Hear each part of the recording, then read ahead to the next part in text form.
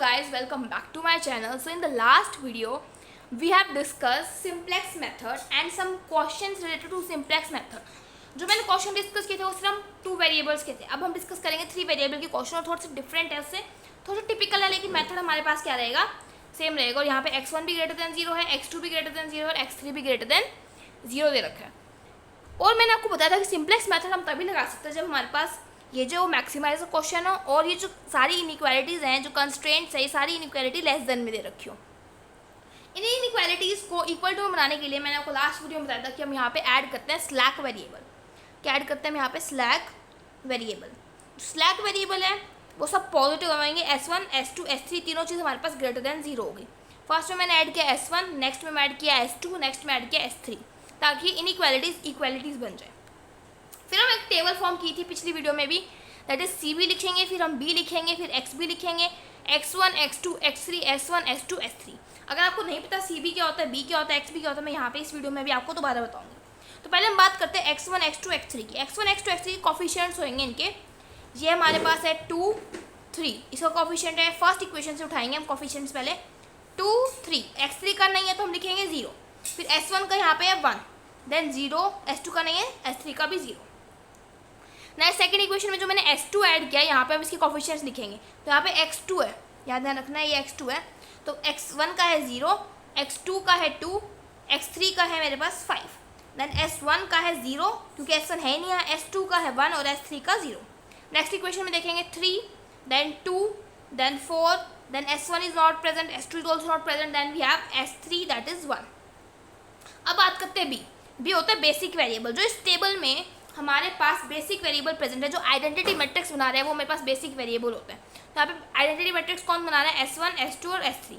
तो यहाँ पे हम बेसिक वेरिएबल के अंदर लिखेंगे यहाँ पे S1, S2 एंड S3. फिर XB क्या होता है? XB हमारे पास ये जो इनइक्वालिटीज दे रखे हैं, इसमें अगर मैं x1, x2, x3 को 0 पुट कर दूँ तो मेरे पास S1, S2, S3 की क्या वैल्यूज आएंगी? वो XB होएगा. फर्स्ट इक्वेशन में x1, x2 को 0 पुट करेंगे तो S1 की वैल्यू मुझे मिलेगी 8. तो यहाँ पे हम लिखेंगे 8. नेक्स्ट इक्वेशन में जब मैं x2 और x3 को 0 पुट करेंगे तो मुझे s2 की वैल्यू मिलेगी 10. नेक्स्ट में x1, x2, x3 को 0 पुट करेंगे तो s3 की वैल्यू मिलेगी 15. ठीक है. अब बात करते हैं सीबी. सीबी होता है कॉस्ट फंक्शन. मतलब जो ये वैल्यूज हैं एस बेसिक वेरिएबल का कॉस्ट फंक्शन, जो हमारा मेन ऑब्जेक्टिव फंक्शन है, उसमें क्या है? तो बेसिकली मैंने आपको बताया था उस टाइम कि जब हम मैक्सिमाइज जेड, जब हम नया बनाते हैं, जब स्लैक वेरिएबल्स को ऐड करके जब हम नया बनाते हैं तो हमारा नया कैसे बनता है? वो 3x1 plus 5x2 plus 4x3. इसमें हम जो S1, S2, S3 है इसको हम ऐड कर देते हैं ऐसे 0s1, 0s2 और 0s3 लगा के, क्योंकि इनकी जो कॉस्ट है, इनकी जो वैल्यूज़ है, इसको हम 0 पुट करें ताकि हमारे मैक्सिमाइज जेड पे कोई फ़र्क ना पड़े. तो अब इनके कॉस्ट फंक्शन देखते हैं हम. तो इनके कॉस्ट फंक्शन है मेरे पास यहाँ पे 0, 0, 0. फिर उसके बाद हम निकालते हैं ZJ. ZJ होता है मेरे पास CBI और XJ. CBI का product summation CBI XJ. CBI XJ मतलब ये CB और एक बार X1 लेंगे, इन दोनों के प्रोडक्ट. फिर CBI ये वाली रो लेंगे, फिर X2 के साथ प्रोडक्ट, फिर CB देन X3 के साथ product, then CB then S1 के साथ प्रोडक्ट, देन S2 के साथ, देन S3 के साथ. तो इनके प्रोडक्ट लेंगे. तो 0 इंटू 0, 0 इंटू 0, 0 इंटू 0 तो 0. नेक्स्ट में भी 0. मैंने आपको बताया था कि फर्स्ट रो हमेशा क्या आती है? 0 आती है, क्योंकि जब आप 0 को इन सबके साथ प्रोडक्ट करोगे तो आंसर क्या मिलेगा? 0. फिर हम ZJ के ऊपर लिखते हैं यहाँ पर CJ. CJ होता है हमारे पास इनके कॉस्ट फंक्शन इस नई ऑब्जेक्टिव फंक्शन में. तो इसका कॉस्ट फंक्शन x1 का क्या है? 3, x2 का क्या है? 5, x3 का क्या है? 4, इस s1 का है 0, s2 का भी 0, s3 का भी 0. फिर हम यहाँ पे फाइंड आउट करते हैं डेल्टा J, जिसका फॉर्मूला होता है CJ माइनस ZJ. ये ZJ था, ये CJ था, इन दोनों को हम सब्ट्रैक्ट करेंगे तो आ जाएगा मेरे पास 3, देन 5, देन 4, देन 0, 0, 0. उसके बाद हमने क्या किया था कि ये जो सभी वैल्यूज हमारे पास आई हैं, इसमें से मोस्ट पॉजिटिव वैल्यू कौन सी है? वो हमारे पास एंटरिंग वेरिएबल बनेगा. तो मोस्ट पॉजिटिव ये है, तो ये मेरे पास एंटर करेगा, x2 वेरिएबल एंटर करेगा. अब किसकी प्लेस पे इनमें से कौन जाएगा, उसके लिए मैंने आपको बताया था कि हम मिनिमम रेशियो फाइंड आउट करते हैं. तो हम यहाँ पे फाइंड आउट करते हैं उसके लिए मिनिमम रेशियो. तो मिनिमम रेशियो कैसे फाइंड आउट करते हैं? जो ये एंटरिंग वेरिएबल है, इस वाली रो को हम हाईलाइट कर देते हैं. फिर हम क्या करते हैं, मिनिमम रेशियो के लिए एक्स बी को डिवाइड करते हैं, जो भी हाईलाइटेड रो है, x2 है तो यहाँ पे x2 आ जाएगा। तो फर्स्ट हम डिवाइड करते हैं, दैट इज 8/3। नेक्स्ट है 10/2, दैट इज 5। Next is 15/4। अब इन 15/2 सॉरी। अब इन तीनों में से कौन सी मिनिमम वैल्यू है वो हमारे पास एंटरिंग वेरिएबल बनेगा, तो ये आ जाएगा हमारे पास ये वाली मिनिमम वैल्यू। तो मतलब हमारे पास इस रो को फिर हम हाईलाइट कर देंगे। तो मेरे पास अब यहाँ पे क्या आ रहा है, मुझे क्या पता लगा कि x2 जो है वो मेरे पास एंटरिंग वेरिएबल है इन प्लेस ऑफ s1। तो ये मेरे पास एंटरिंग वेरिएबल है और s1 मेरे पास है आउटगोइंग वेरिएबल। फिर मैंने आपको बताया था कि इन दोनों का जो कॉमन एलिमेंट है जो कि हमारे पास 3 है, उसको हम बोलते हैं की एलिमेंट। इसको क्या बोलते हैं हम, की एलिमेंट। इतना करने के बाद फिर हम क्या करते हैं, ये जो रो है यहाँ पे जो 3 है इसको हम बनाएंगे 1 और इन दोनों को हम बनाएंगे 0 0। नाउ अब हम एक न्यू टेबल बनाएंगे, उसके अंदर हम x2 की जगह लिखेंगे s1, मतलब s1 की जगह क्या लिखेंगे x2। तो यहाँ पे s1 की जगह हम लिखेंगे x2, बाकी सभी टर्म्स एज इट इज। अब बात करते हैं xb की, उससे पहले इस रो को देख लेते हैं। ये जो मेरे पास रो गिवन है, इसमें मैं ये जो एलिमेंट है इस पूरी को 3 से डिवाइड कर दूंगी। इस पूरी रो को मैं एक से कर दूंगी डिवाइड 3 से, ताकि ये एलिमेंट बन जाए, की एलिमेंट मेरे पास 1 बन जाए। तो मेथड क्या रहेगा, की एलिमेंट को मेरे को क्या बनाना पड़ेगा, 1 बनाना पड़ेगा। तो यहाँ पे 1 बनाने के लिए मैं पूरी रो को 3 से डिवाइड कर देती हूँ। 2/3, 8/3, 0, 1/3, 0 0। Next, with the help of this new row, जो ये नई रो आ चुकी है, इसकी हेल्प से मैं यहाँ पे और यहाँ पे 0 बनाऊंगी। तो मेरे पास ये नई रो है, पुरानी रो की देखते हैं। पुरानी रो नंबर 2 मेरे पास है 10 0 2 5 0 1 0। अब मुझे यहाँ पे 0 बनाना है, तो मैं क्या करूँगी, ओल्ड R2 पे ऑपरेशन लगाएंगे हम, old R2 -2 times of new R1। तो इस ओल्ड R2 पे मैं माइनस करूँगी 2 टाइम्स ऑफ न्यू R1। तो आ जाएगा, यहाँ पे इस पहले रो को 2 से मल्टीप्लाई कर देते हैं, तो आ जाएगा 16/3, 4/3, 2 0 2/3, 0 0। अब इन दोनों को सब्ट्रैक्ट कर दूँगी। This is the old R2 and this is the 2 times of new R1। दोनों को हम सब्ट्रैक्ट करेंगे तो आ जाएगा मेरे पास 10 - 16/3, 10 - 16/3, that is 30 - 16/3, that is 24/3, sorry 14/3. This minus this, that is -4/3, then it is 0, then 5, then -2/3, then 1, then 0. So मेरे पास नई रो आ चुकी है यहाँ पे 14/3, -4/3, 0, 5, -2/3, 1 0. Now again with the help of this new R1 I will make the old R3 element ये वाला 0 बनाना है। तो मेरे पास ऑपरेशन क्या लगेगा, ओल्ड R3 पे ऑपरेशन, ओल्ड यहाँ पे लिख लेते हैं, ओल्ड R3 पे ऑपरेशन लगाएंगे हम, old R3 -2 times of new R1। सो ये आपको खुद करना है। ऑपरेशन लगाने के बाद क्या रो बनेगी वो मैं यहाँ पे डायरेक्ट लिख रही हूँ। ये मेरे पास आ जाएगा 29/3। मैंने आपको एक ऑपरेशन करके दिखा दिया, सिमिलरली आप नेक्स्ट करेंगे। 29/3, 5/3, 0 4, -2/3, 0 1। अब सी बी क्या हो जाएगा, कॉस्ट फंक्शन हो जाएंगे। अब x2 का जो कॉस्ट फंक्शन है वो मेरे पास क्या दे रखा है, 5 दे रखा है। This is 5। देन s2 का again we have 0, s3 again 0। Now here we will find again zj, that is summation of CBI(xj). तो अभी zj जब तक हमारे पास सारे नेगेटिव ना मिल जाए तब तक हमारा प्रोसीजर स्टॉप नहीं होएगा। कम से कम एक पॉजिटिव भी नहीं रहना चाहिए इसके अंदर। CBI(xj) means this row into this, then this into this. First row को मल्टीप्लाई करते आ जाएगा 10/3, next 5 into this 5, then 0, then this row into this row, that is 5/3, then again CB into S2, that is 0, last is also 0। Next भी हम CJ लिखेंगे दोबारा। CJ हमेशा same रहता है हर क्वेश्चन में, 3 4 5 000। Next we will find delta J, that is CJ minus ZJ। तो 3 - 10/3, that is -1/3, 0 4, -5/3, 0 0। सो अब इन सब में से जो सबसे पॉजिटिव एलिमेंट है वो हमारे पास एंटरिंग एलिमेंट बनेगा। तो ये 4 वाला जो है मतलब x3 जो है वो एंटरिंग एलिमेंट है, तो इस पूरी रो को हम हाईलाइट कर देंगे। फिर हम फाइंड आउट करेंगे मिनिमम रेशियो, ताकि हमें पता चले कि आउट गोइंग वेरिएबल कौन सा है हमारे पास। तो फर्स्ट हम देखेंगे एक्स बी बाय x3, तो इसमें क्या आएगा मिनिमम रेशियो के लिए X B by x3। So 8/3 divide by 0, तो उसको लिखेंगे नहीं क्योंकि इन्फिनिटी बन रहा है। जो भी चीज़ नेगेटिव आ रही है, इन्फिनिटी आ रही है, तो उसको हम मिनिमम रेशियो में नहीं लिखते, this is a rule. Next is 14/3 divided by 5, that is 14/15. Next we have 29/3 divided by 4, that is 29/14. So minimum हमारे पास ये है, तो ये हमारे पास एंटरिंग कॉलम बनेगा, हमारे सॉरी एंटरिंग रो बनेगी। तो इस रो को हम हाईलाइट कर देंगे। ये एंटरिंग कॉलम या एंटरिंग रो, ये की एलिमेंट बन चुका है मेरे पास 5। अब वही प्रोसीजर अब यहाँ पे हमारे पास यहाँ लिखेंगे कि हम एंटरिंग वेरिएबल कौन सा है मेरे पास।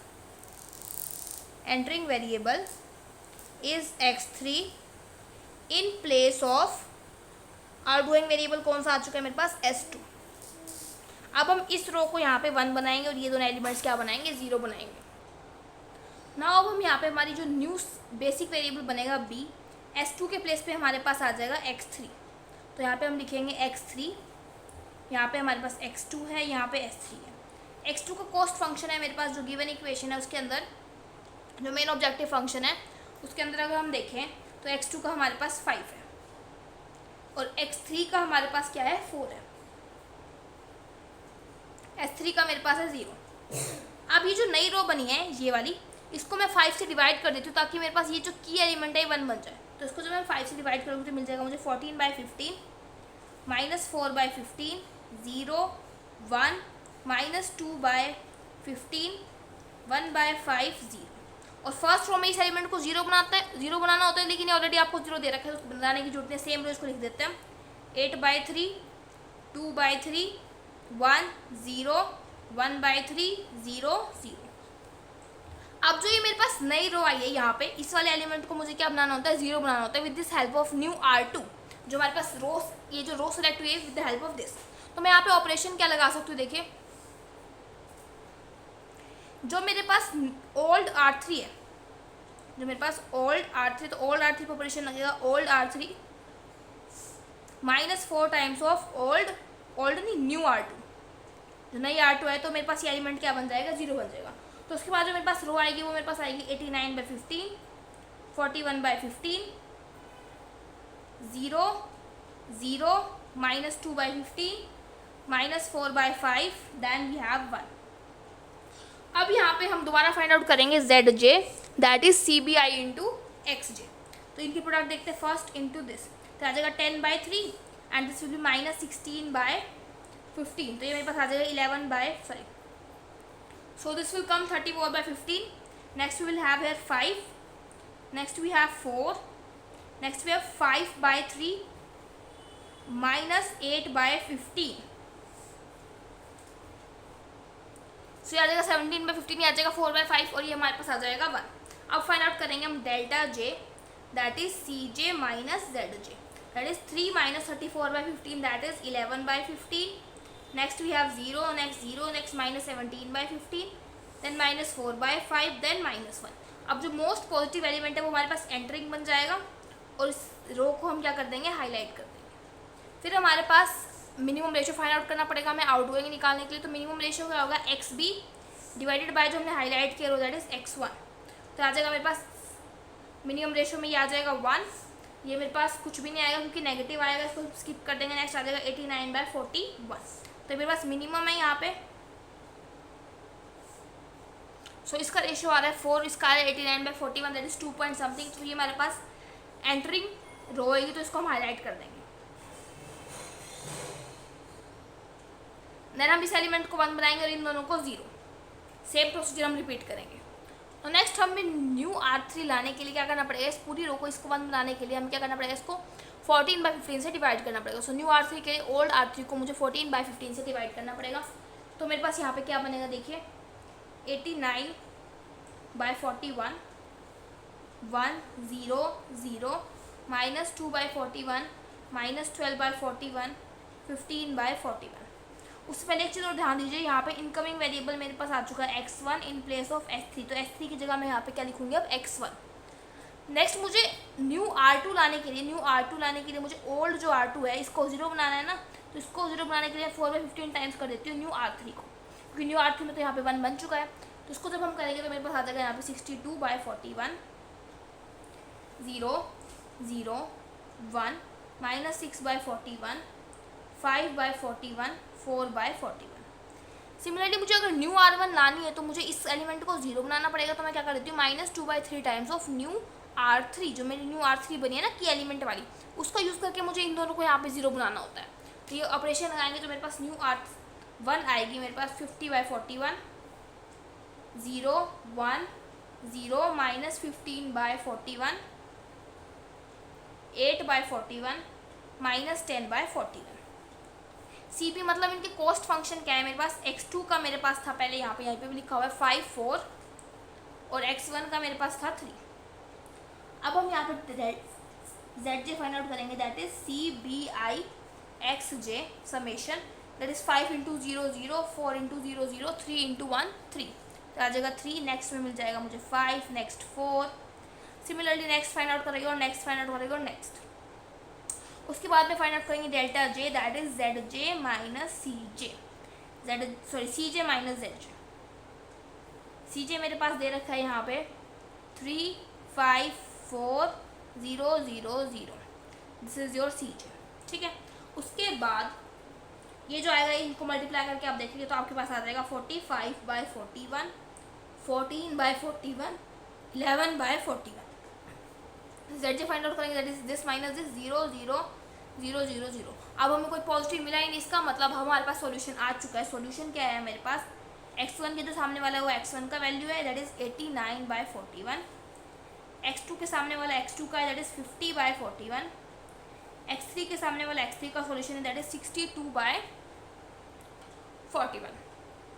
और अगर मुझे मैक्सिमम z निकालना है, मैक्सिमम z की वैल्यू कैसे निकलेगी, 5 इंटू, या तो ये वैल्यूज ऑब्जेक्टिव फंक्शन में पुट कर लो, या फिर 5 इंटू यहाँ से भी निकाल सकते हैं 50/41 प्लस 4 इंटू 62/41 प्लस 3 इंटू 89/41। तो इसको सोल्व आउट करो तो आपका आंसर आएगा 765/41। आई होप आपको क्लियर होगा ये क्वेश्चन। नाउ हम एक और क्वेश्चन देखते हैं। मैक्सिमम z दे रखा है और सब्जेक्ट टू कंस्ट्रेंट दे रखा है, तो हम सिमिलर वे में क्या करेंगे, पहले इस इनइक्वालिटीज़ को इक्वालिटी में चेंज करेंगे। तो उसके लिए हम यहाँ लिखेंगे x1 plus 2x2 plus x3, यहाँ पे हम एक स्लैक वेरिएबल इंट्रोड्यूस करेंगे, say it be s1 is equal to 430।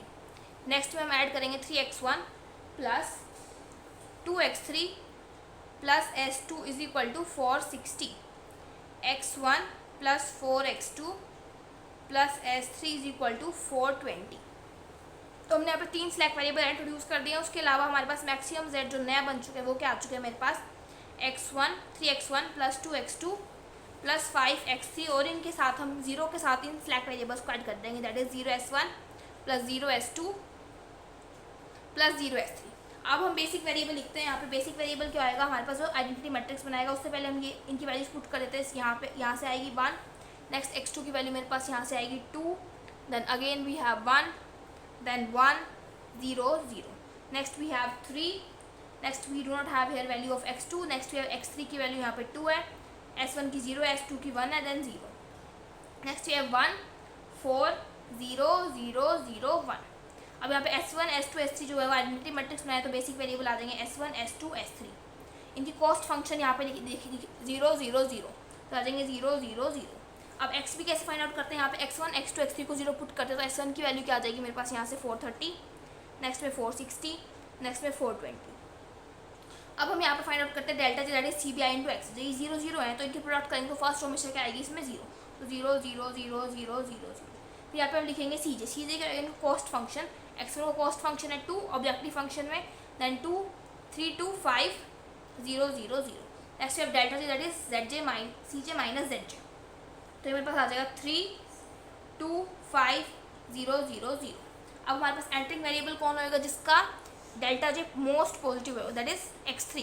इस रो को हम हाईलाइट करेंगे। अब हम मिनिमम रेशियो फाइंड आउट करेंगे। मिनिमम रेशियो के लिए हम क्या करते हैं, XB जो भी हाईलाइटेड है उसको डिवाइड कर देते हैं, XB bye x1, that is हमारे पास आ जाएगा 430, 230 और ये वाला आएगा नहीं तो आ जाएगा कैंसिल, मतलब ये जीरो बनेगा, इन्फिनिटी बनेगा, उसको हम लेते नहीं है। तो यहाँ से मिनिमम रेशियो आ रहा है इसका, तो ये हमारे पास आउटगोइंग वेरिएबल होगा। इस रो को हाईलाइट कर देते हैं हमारे पास, मतलब यहाँ पे S2 मेरे पास जा रहा है और आ कौन रहा है मेरे पास X3, तो X3 S2 की प्लेस पे मेरे पास कौन आएगा X3। तो अभी हम इसकी एलिमेंट को क्या बनाना पड़ेगा, 1 बनाना पड़ेगा, and with the help of this row हमें इस एलिमेंट को क्या बनाना पड़ेगा, 0 बनाना पड़ेगा।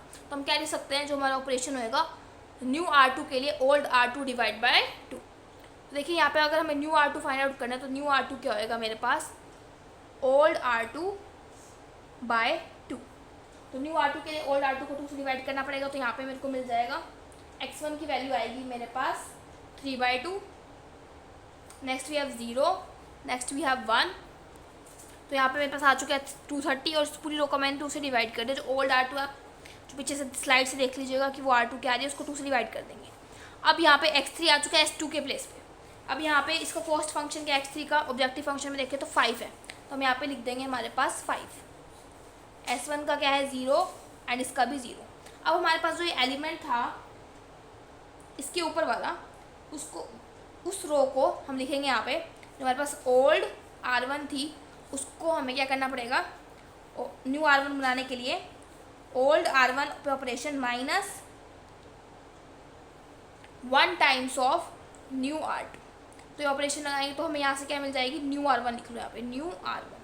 तो हमें यहाँ से न्यू R1 मिल जाएगी जो मेरे पास आएगी, सो ये मेरे पास न्यू R1 आ जाएगी। सिमिलरली जो ये वाला जो एलिमेंट था पीछे देखिए अगर हम, तो ये हमें ऑलरेडी 0 गिवन था, तो हम ये एज इट इज लिख देंगे, दैट इज 420 1 4 0 0 0 1। अब हम फाइंड आउट करेंगे ZJ that is CBI XJ।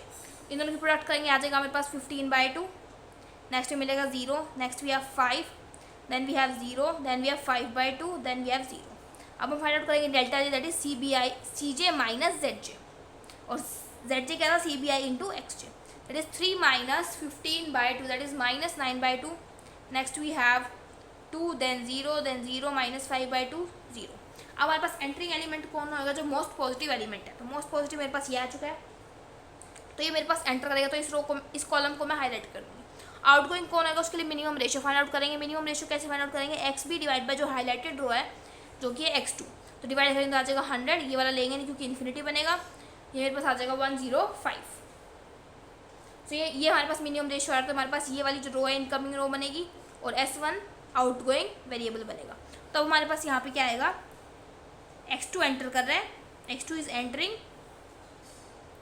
And S1 is outgoing. तो हमारे पास न्यू टेबल बनेगी यहाँ पे, जहाँ पे मैं लिखूंगी, यहाँ पे लिखेंगे हम, सो X2 के प्लेस पे हम लिखेंगे यहाँ पे S1, तो S1 यहाँ पे इसकी जगह लिख देंगे हम X2, then we have here X3, then S3। इसका कॉस्ट फंक्शन था मेरे पास 5, X2 का है मेरे पास 2, then we have here 0। XB की बात करते हैं, XB हमारे पास ये तो हमें कैलकुलेट करना पड़ेगा, ऊपर एक बार CJ लिख लेते हैं, दैट इज 3 2 5 0 0 0। अब ये जो एलिमेंट है की एलिमेंट 2, इसको हमें 1 बनाने के इस पूरी रो को 2 से डिवाइड कर देते हैं, तो ये आ जाएगा मेरे पास न्यू R1 कैसे ऑब्टेन होएगा, ओल्ड R1 डिवाइड बाय 2, तो आ जाएगा 100, दैट इज -1/4 1 0 1/2 -1/4 0।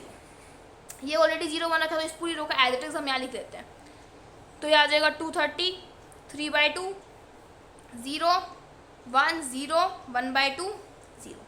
अब ये जो एलिमेंट है 4, इसको 0 बनाएंगे हम, कैसे बनाएंगे, हमें ऑब्टेन करना है न्यू R3, तो न्यू R3 के लिए हम ऑपरेशन लगाएंगे old R3 minus 4 times of with help of new R1, so -4 times of new R1, क्योंकि यहाँ पे जब न्यू R1 होता है ना उसमें यहाँ पे 1 बन जाता है, 1 बनने के बाद हमें इसको 0 बनाने के लिए इसको 4 से मल्टीप्लाई करना पड़ेगा, तो इसको ओल्ड R3 है, ओल्ड R3 को एक बार लिख लेते हैं 420 1 4 0 0 1 -4 times of new R1, R1 की वैल्यू है 230, नेक्स्ट भी है, पहले -4 लिख लेते हैं हर जगह, न्यू R1 लिखना है ना शायद, यहाँ पे R1 है न्यू, तो आ जाएगा 100 आएगा यहाँ पे, 100 -1/4 1 0, 1/2 माइनस 1/4 0। तो ये आ जाएगा मेरे पास 20, दिस इज 0, ये 2 आएगा, sorry, this is 2, then we have 0, then 0, -2, 1, 1। तो ये उठा के यहाँ लिख देते हैं, दैट इज 20, 2, 0, 0, -2, 1, 1। अब हम फाइंड आउट करेंगे ZJ, that is CBI XJ summation. तो इसकी प्रोडक्ट करेंगे, that is -2/4 and +15/2, that is 13/2। तो यहाँ पे जो ये आएगा 13/2 नहीं आएगा, 7 आएगा, थोड़ी सी कैलकुलेशन मिस्टेक हो गई थी। आ चुका है 7, ये आ चुका है 2, ये 5, 1, 2, 0। अब हम फाइंड आउट करेंगे डेल्टा J, ये बीच में आप भी कैलकुलेशन साइड में कर लीजिएगा, that is CJ minus ZJ, that is 3 - 7, that is -4, 0, 0, -1, -2, 0। Side negative आ चुके हैं, ऑप्टिमल सॉल्यूशन हमें मिल चुका है। अब यहाँ सॉल्यूशन कैसे निकलेगा, x2 की वैल्यू यहाँ से आ जाएगी जो सामने है 100, और x3 की वैल्यू आ जाएगी 230। लेकिन यहाँ पे x1 तो आया ही नहीं, अगर पिछले में देखा था क्वेश्चन में तो यहाँ पे x1 आ रहा था। अब x1 की वैल्यू अगर इस टेबल में यहाँ पे नहीं आ रही ना, तो आप x1 को क्या लिख दोगे, 0। This is the optimal solution. अब हमें मैक्सिमम z निकालना है, मैक्सिमम z की वैल्यू निकलेगी 2 × 100 + 5 × 230, दैट इज 1350। तो आपके पास आंसर है। पर आपको ये ध्यान रखना है कि आपका लास्ट में जो ZJ है ना, वो सारे नेगेटिव आने चाहिए या फिर 0 आ जाए, पॉजिटिव नहीं आने चाहिए। अगर पॉजिटिव आएंगे तो हमें प्रोसीजर रिपीट करते रहेंगे। मैक्सिमम आपको 3 बार टेबल बनानी पड़ सकती है, 4 बार टेबल बनानी पड़ सकती है। So by this your, I hope आपको सारे क्वेश्चन समझ आ गए होंगे सिंपलेक्स मेथड के। आप क्वेश्चन ट्राई कीजिएगा, फिर अगर कोई डाउट आता है तो आप कमेंट में मुझे लिख सकते हैं। Till then, thank you.